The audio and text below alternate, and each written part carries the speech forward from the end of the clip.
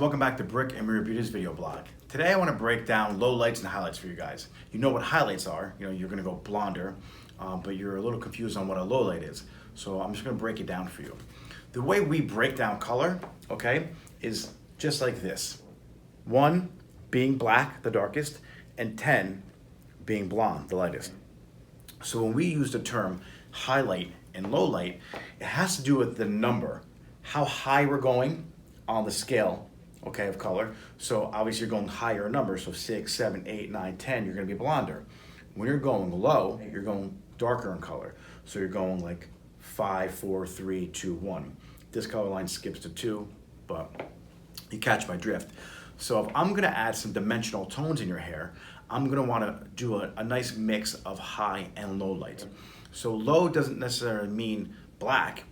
Low is just any number lower than your highlight. So if I'm, putting a highlight of 10 in your hair, and you have a ton of highlights, and your ends are starting to get really blonde, I can throw in some 7 or some 6 or some 8 as a low light.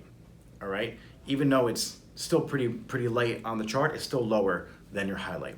All right, guys, so I hope that clears up a little bit of the high and low light questions you had. Feel free to leave a question in the comment box below, or on the side, or where the comment box is. Make sure you click subscribe if you're watching us on YouTube, like if you're watching us on Facebook, and then be sure to follow us on Instagram at Nick Marabella and at Nick and Mirror, at Brick and Mirror Beauty. All right, guys, thank you.